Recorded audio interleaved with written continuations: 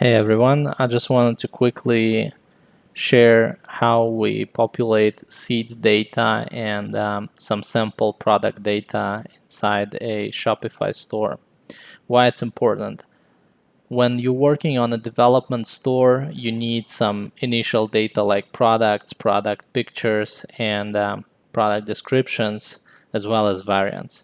Shopify offers some seed data as well. There is a cool app on the Shopify App Store. However, this app doesn't cover the basic need of having specific picture for specific variant of the product. So here we have the product that is populated by this app. I just extended it for the more real and practical look and feel with an additional option group. And currently I have 82 variants to fill up with the photos. And I want those variants to display specific photo when it's chosen.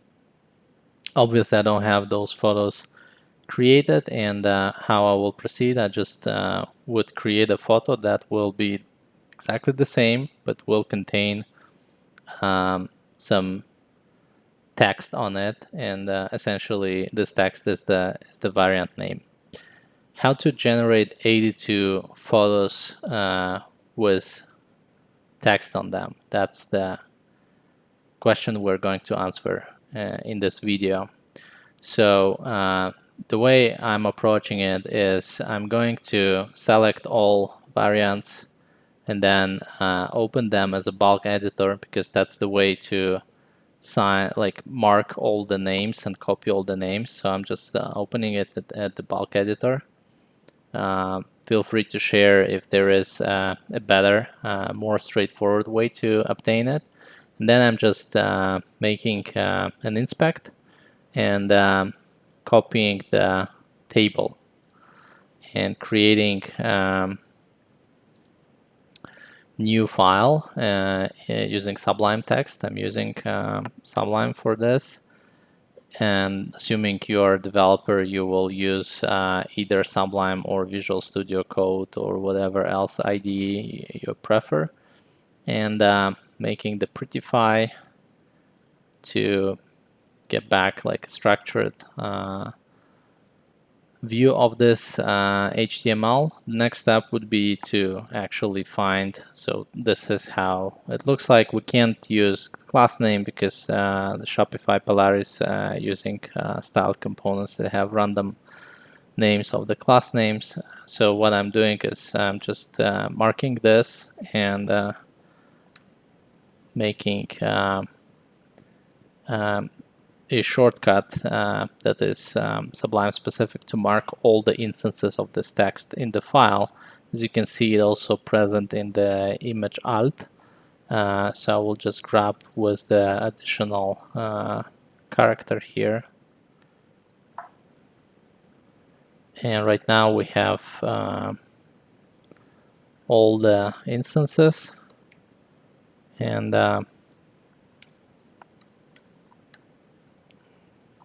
yeah, obviously perfectly failed.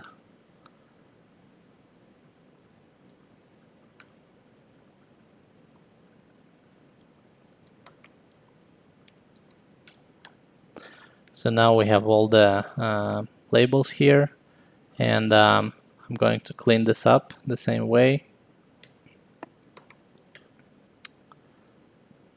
And we have only variant names. So that's how I'm getting to the file that I do have prepared already the same way, and that's called names.txt. The only difference is that I created here a string called label layer, and I will show why in a moment. So here all the 82 variants stored, and what's going on is that I'm basically created here a template. It's a PSD file in Photoshop where I have a product picture beneath, and here is the text layer, which I called label layer, and that's why we see the string here on the top one. So this is the label layer, and the next part is basically creating a data set. So what we're going to do is we're going to the define and then choosing the layer, and this is the label layer, and clicking text replacement, and this would be the name of the variable.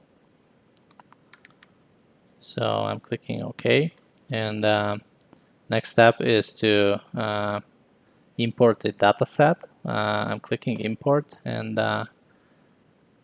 getting the names. So what it does, it's pull the data set, and for each line there, it created this amount of specific data sets. So that's pretty much it right now. And the next step would be basically batch export.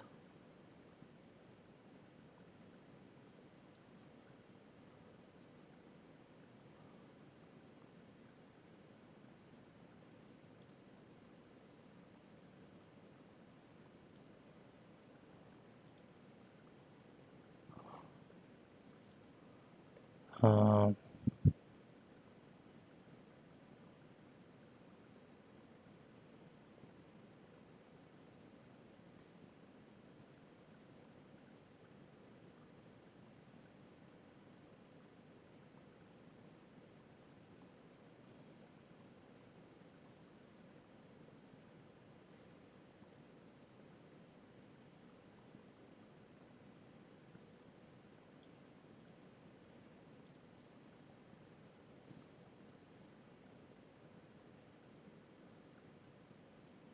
So this is not in the batch, not in the automate, it's in the export datasets as files.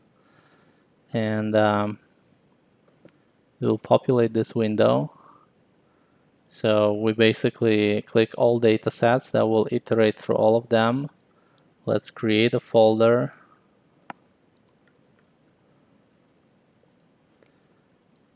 And the problem here is that it will output PSD only, so then we'll need to reopen it and populate JPEGs from it. And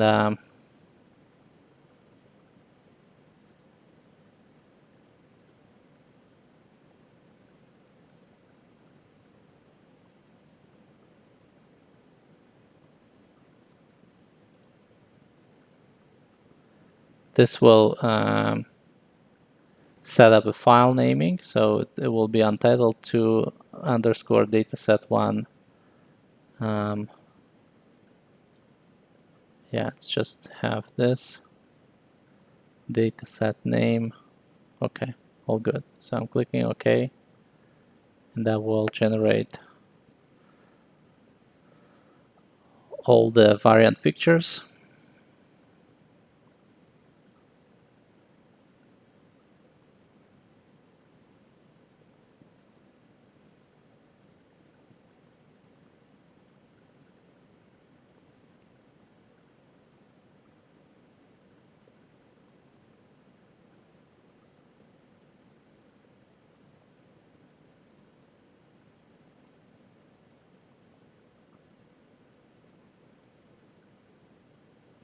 Okay, so we have now generated all the variant pictures, and they are all PSD files. You can preview them.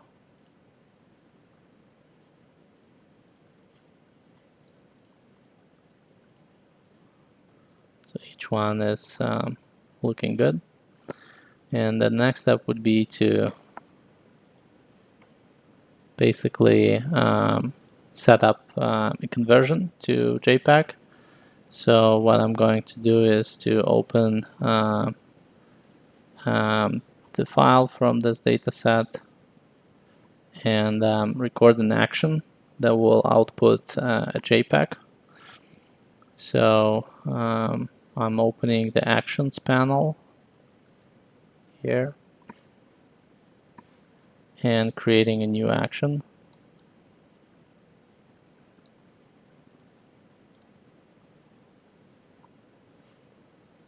It's called action 3. So recording it, and I'm just saving it.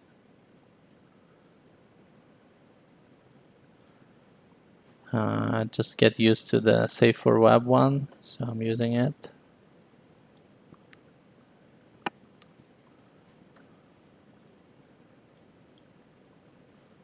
And we'll go and output it to the JPEGs folder.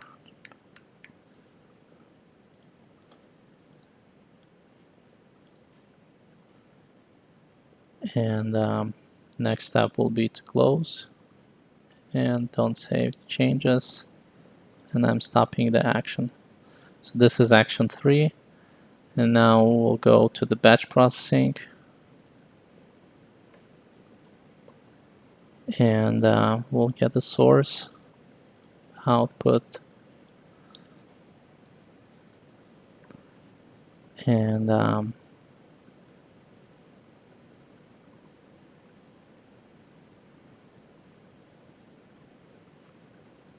action 3.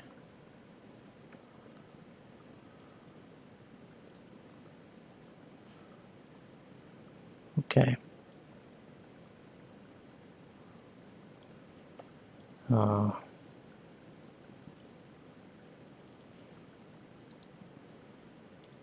Let's go.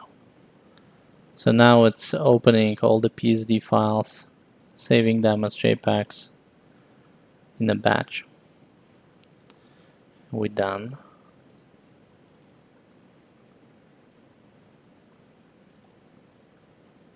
So here are our files.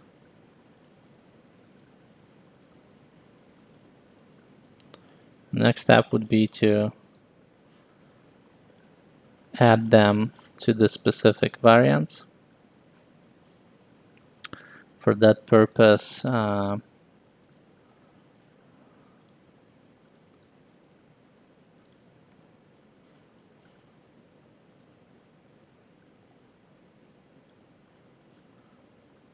I'll just split the screen and we can have this view to be able to create specific